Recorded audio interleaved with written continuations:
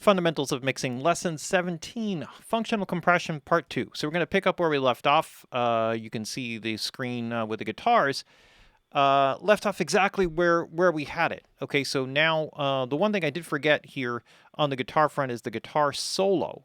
So I'm going to bring the guitar solo. These are all the other guitars. So these are the two funky guitars that are left and right. And then these are the two softer, smoother rhythm guitars that appear in the chorus sections. This is a solo part that plays only, I call it a solo part. That's sort of a stretch, but that's right over here. So I'm just going to bring that up here. And let's just see.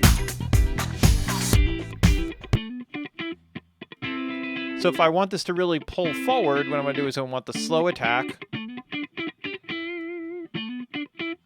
And I'm going to have the faster release. I could even go with a really fast release, like a 125 release or so. Let's just see what we got.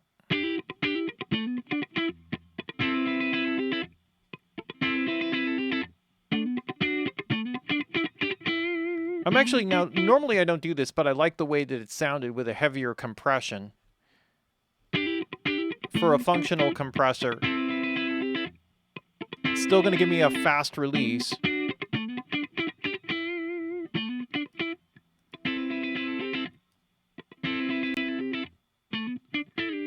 Notice how it just like really clears up the sound, right?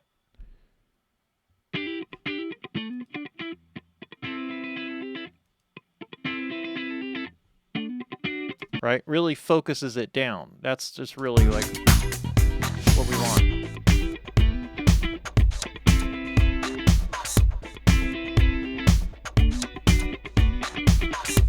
Notice how it just like focuses right forward in front of the track.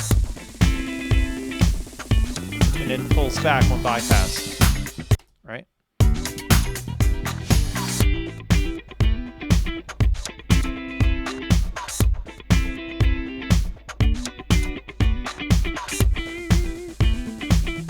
Right, so now we're starting to open up the mix here. So what I'm going to do is I'm going to close these guys down. That's a quickie. Let's go on to let's see. We got pads, right? So let's move on to the pads here, and then we also got the effects. So let's go on to the key stem, and let's see here. I guess probably the easiest section. Well, let's start. Maybe over here where we have the keys and the strings kind of coming together first. And let's just start with it.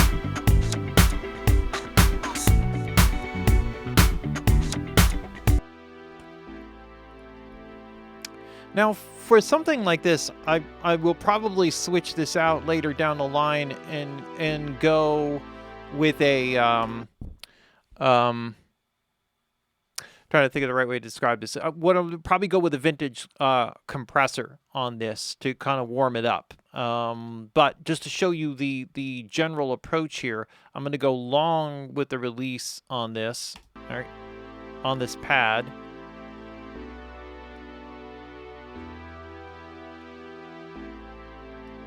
I'm just going to go with a lighter ratio just to give it a different vibe here.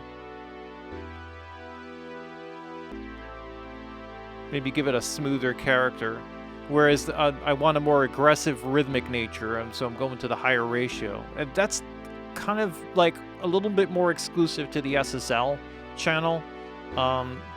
So again, on a digital compressor, if I were doing this like on a Renaissance compressor or something like that, which you see me use a lot, we have a tendency to stay lighter with the ratio overall to kind of create that. Let's just see.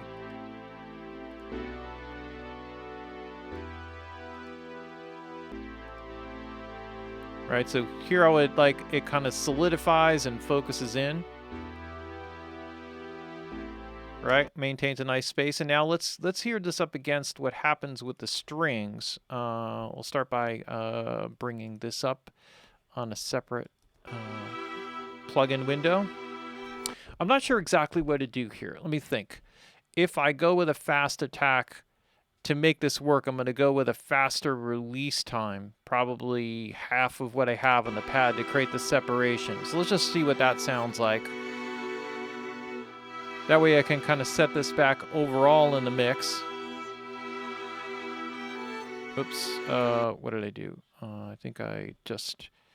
No, I had that right. Was I adjusting? No, that's right. Okay. I'm sorry. Second here. It's spazzing out here for a second. Thinking that I'm adjusting the strings over here.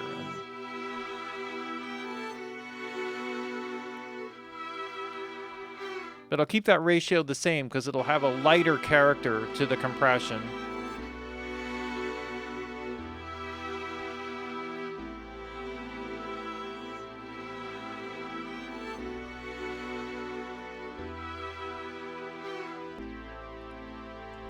All right, let's see.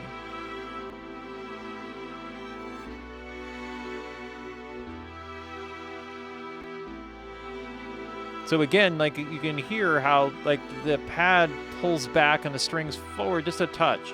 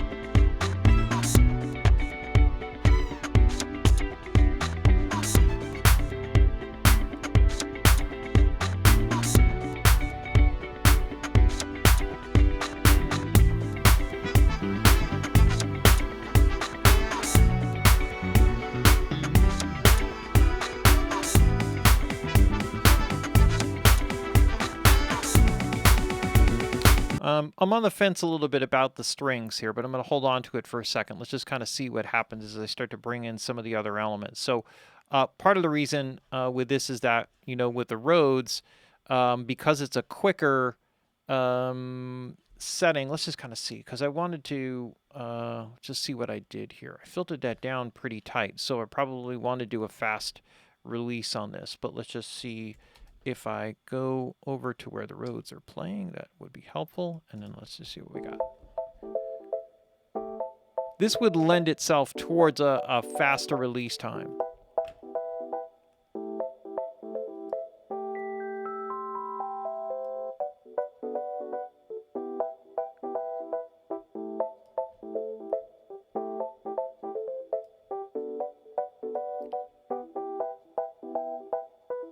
Maybe I'll go with a faster release here and then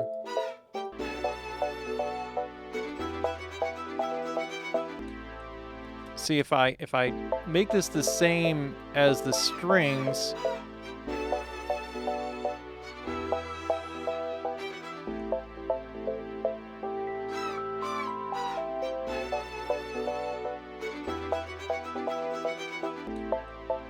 So with that, the Rhodes up against the strings sound too similar.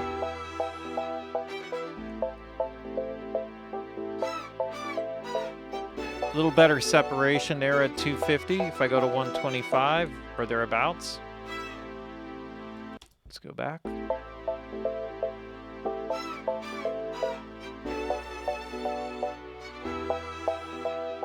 That cuts through the best. I have maybe some concerns in the track, so let's see what happens.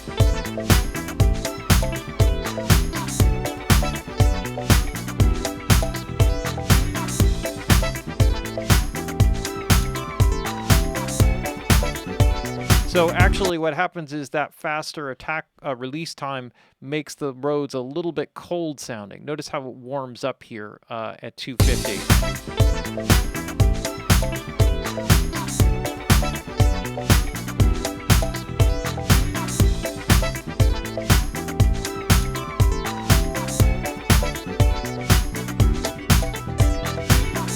All right, so that's just like a one light thing in there. Now for these guys, all right, so this is that synth. I also wanted to pull that back a little bit. We're gonna get some overall makeup gain through all of this.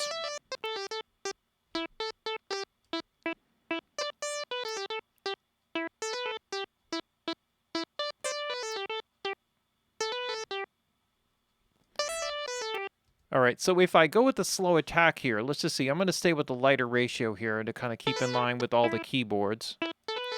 Create a little bit more distinction. All right, and I'm going to start with a slow attack and the 250 release, and just see what that does.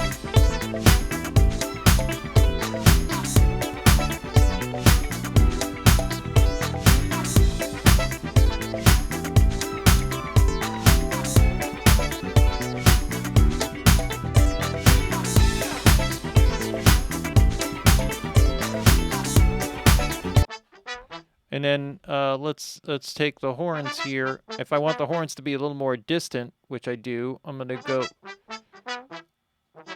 let them kind of move a little bit more to the back in the overall scheme of things. And let's see if I can set these guys up. And again, I'm going to go with the lighter ratio here. And let's see how these guys layer.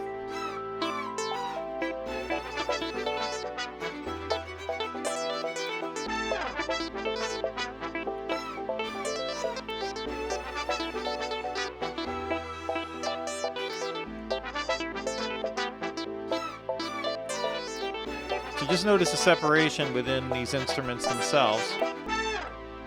Let's go back to the beginning of that section.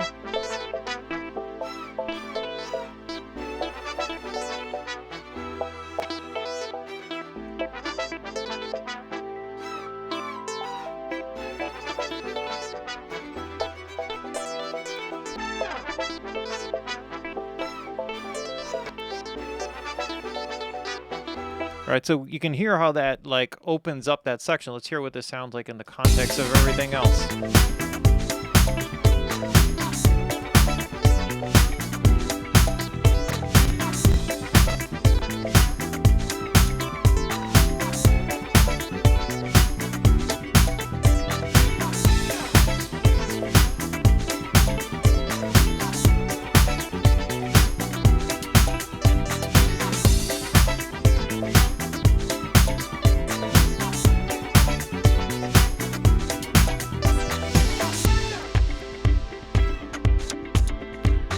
All right, I wanted to hear.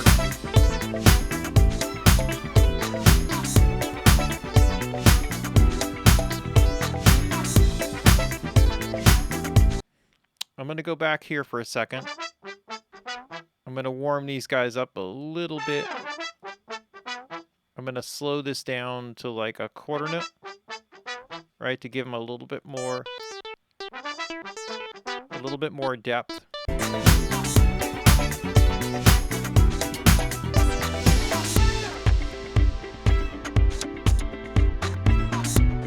All right, so let's see.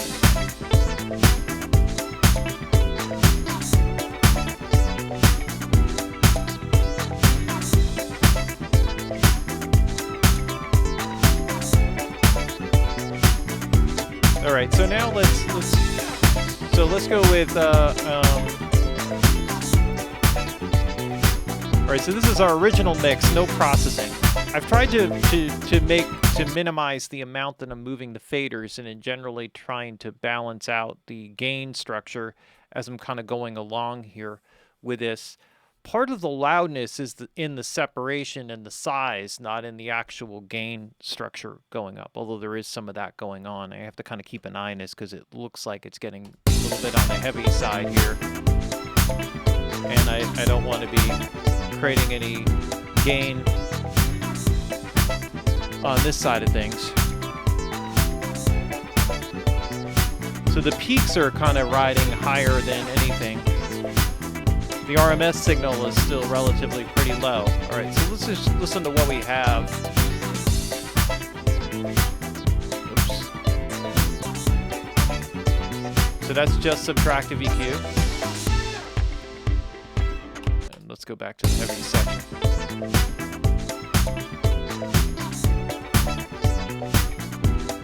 With and without subtractive EQ.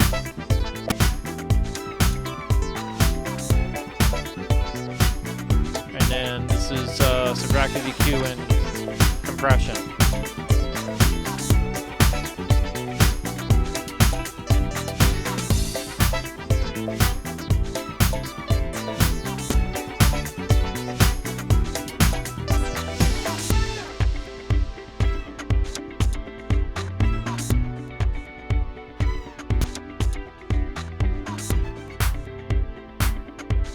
that was just subtracted EQ, and then this is with compression.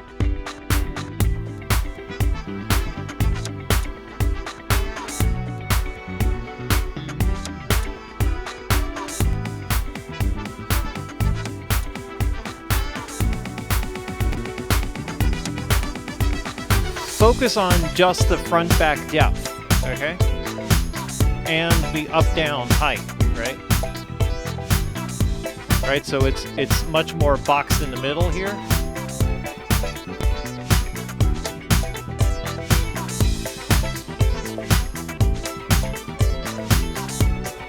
So the important thing here is that I've helped to create the separation, some of the depth stuff, front, back, and then there's more adjustments to be made there. It's not perfectly perfectly situated, but you know the major portion of it is right there.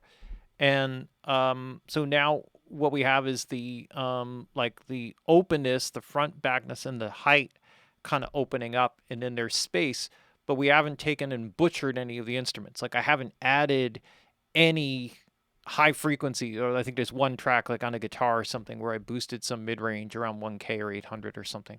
But overall, there's almost no boosting whatsoever anywhere on any of the tracks. Yet, with just the filtering and that compression, we've created separation. And the cool part about that is that the instruments themselves still hold their natural vibe, and now we've created a bit of space. And now as we start to go into cleaning up a little bit of that space more, creating just like tightening up some of the separation between the instruments, then now there is the space for the reverb to exist. And if everything is clouded and all mushed together, and then you try to throw reverb on that for there to be space, there's no space in between the instruments for the reverb to exist and be heard.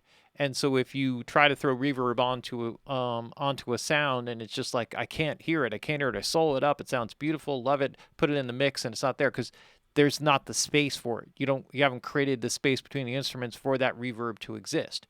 So there's an overall thing that's, you know, the bigger picture part of it, I guess, is what I'm fumbling my way through here. All right, so there's a couple of tracks here that didn't quite find their way. And let's just focus on some of these and to just kind of wrap up this section. Okay, so here's one. Maybe I can stay over here because I'm going to be kind of darting around to individual sections. Okay, so here's my E channel for that. This is for that reverse effect. So I'm going to stay online with what I have going with most of the percussive instruments here, right? So this is the longer release time. That looks like a little bit longer probably than it should be. Yeah. Probably these are where like tightening it up a little bit might help. But and they're kind of rough numbers, you know, maybe that's closer to 600 than 500, I don't know. But what I'm going to do here is just kind of pull that.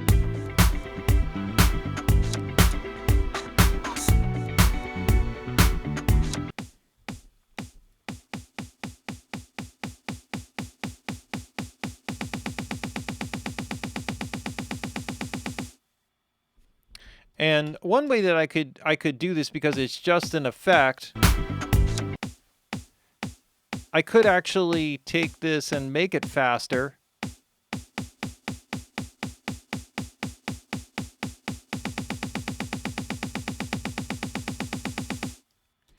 And let it kind of work that way. See what that sounds like in the track.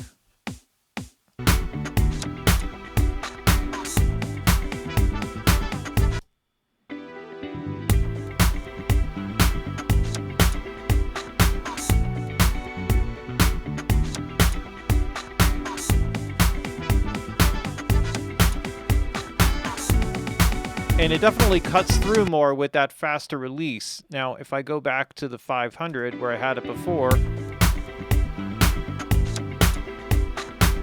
it doesn't quite cut through as much.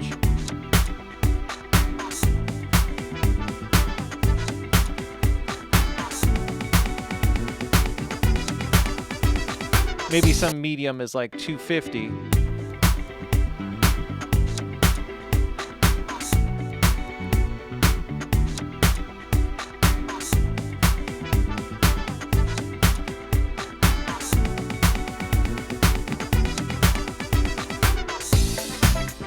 right? So I can manage that. Let's kind of go over here to the snare, and I could do maybe a similar type of thing. Let me just kind of keep that approach and see if that works on this side.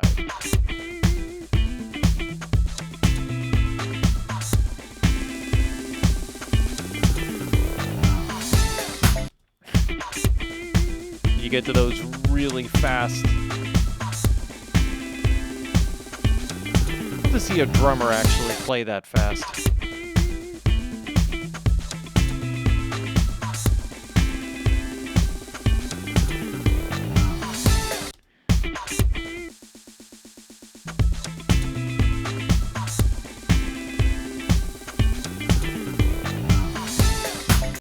Just with that slightly different release, just to give it a little bit different timing on the backside. For something like, you know, reverse cymbals and things like that, this is going to be much more on, you know, on the generic side. In other words, I'll just kind of keep this more or less the same as everything else. It's sort of working backward. It's more just isolate that transition as it goes into the crash. All right, so let me balance out the gain. All right, so that basically those guys are tied together. And that just keeps them tied together. Remember, there's a character that's added in with all of this that makes all of this end up working or not working in the end. So sometimes, like, you say, oh, do I really hear the difference? But there's a tonal character that comes along with the SSL. There's a sonic character, a sound. Part of putting this console in and using the components in this way is about creating what I would like to call a canvas. Like if you're using like for your fundamental technical processing, which is kind of what we're doing. This is purely like functional stuff. I'm creating separation. I'm moving instrumentation around, but I'm particularly selecting a particular console style in this case to establish a certain tonal character that every component exists on. What that does is it makes it so that they integrate. They sound like they all belong together, like they're part of the same song, right? Whereas, and I think one of the difficulties sometimes when working with purely digital processors is that there is no character, there is no canvas. And what often happens is the instruments sound very isolated from each other. There's nothing that seems to make them necessarily sound like they belong together. And in the analog world, you know, when you had analog tape machines and then analog consoles, you know, big multi-track, multi-channel consoles, they were doing that. You have right there two things fundamentally that give each thing its tonal character. Like that's the sound. You selected an SSL or an Eve console to mix on, or a Harrison console or whatever console you picked on for that character, you know, that vibe, that sound.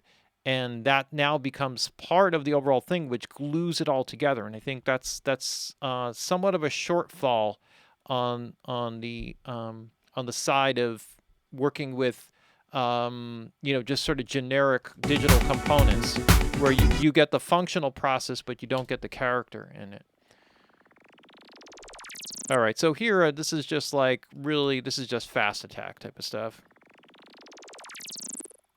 Because what I'm going to do with this is I'm going to make it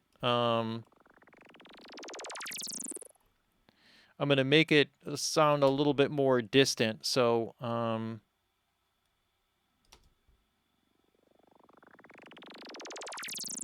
I'll even just, you know, kind of keep it really tight and sustained, longer, go with the one,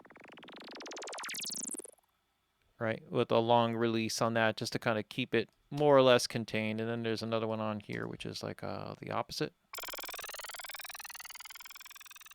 And that'll kind of stabilize it into a particular location. And then I'll do the same down here with this guy. So this is our faller, our downer, our down riser, whatever it's called. Let me make sure I got the right channel. Okay. And here again, I'm going to go with a similar thing, fast attack, and let's just keep those guys.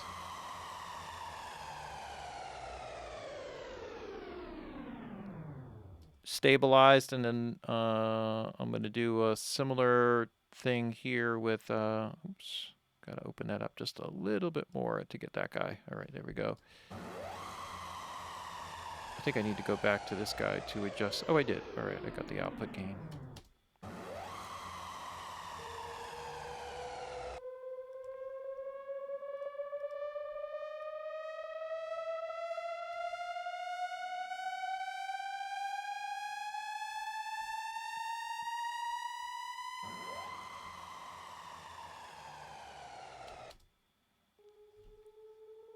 Maybe it didn't, it seems like you could see there with that threshold is much higher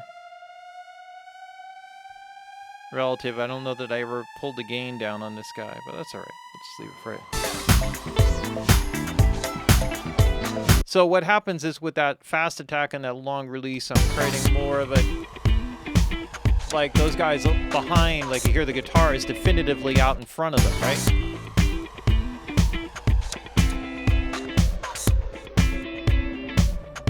Right, and then you got the siren coming from the distance.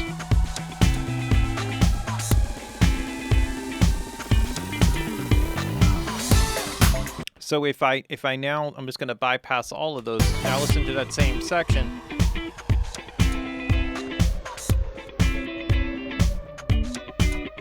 There's some depth separation, but not nearly as much front-back depth. Now listen to the same section.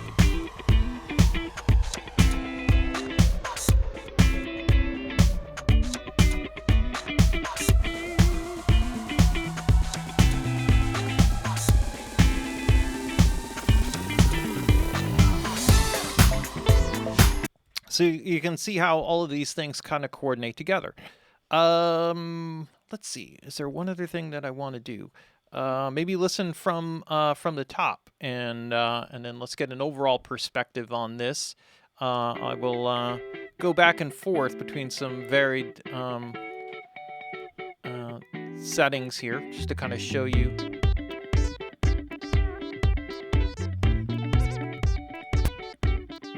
This is just filters, no compression.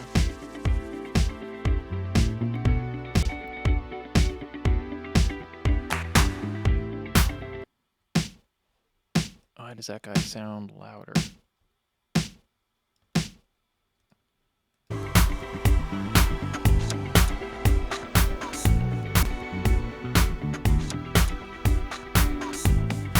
It's nothing. Subtract the EQ. Compression and subtract the EQ.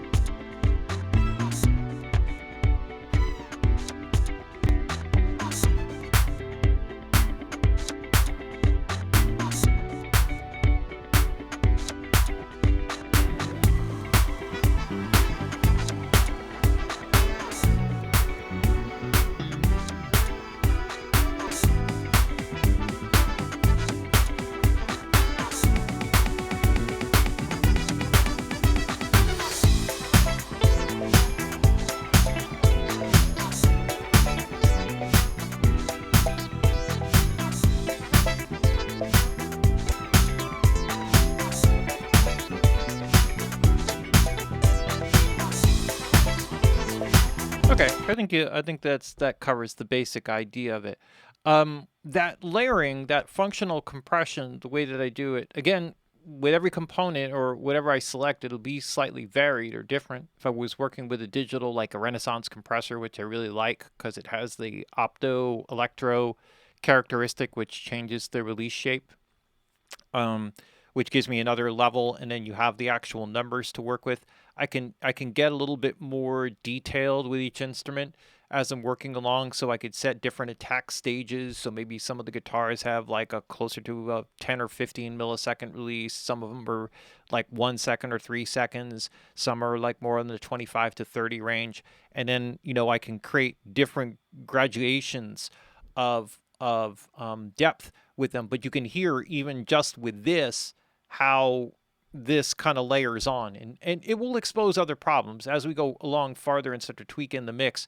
I may start to listen and say, hey, I can need to tighten this down a little bit with the filter, kind of focus some other things. So we're going to step back and also balance some things out that way. Also, some things as a result of this type of processing may push out too loud, and now I want to pull the level back a little bit. And some things may actually, be a little too low in level, and I need to pull them back up. So there's always adjustments. You never leave a step in the process completely done and never go back to it. As I layer on other things, I may say, you know what, this compression is great, but this other limiter, this LA3A or whatever it is, actually does a better job, basically fundamentally doing the same thing that I was trying to do here. And we'll get to that stage in upcoming lessons, just so you can kind of see how bringing in the vintage components now allows me to take some of the work here I've done on the channel and either add on to it or replace it in some way, shape, or form. All right. I think that's a good fundamental starting point here with the functional compression, just so you kind of understand that. The rest of the stuff will have a place in the mix also functionally, especially with compression and stuff. I'm going to do vocal processing for this particular track in a separate video because I don't really generally do this form of functional compression, which is very rhythmic and placing with vocals. So there's different processes that will be involved with the vocals and balancing that out, and that'll be a separate lesson. All right, that's it for lesson 17, functional compression part 2, and that's a wrap. Move on to the next one.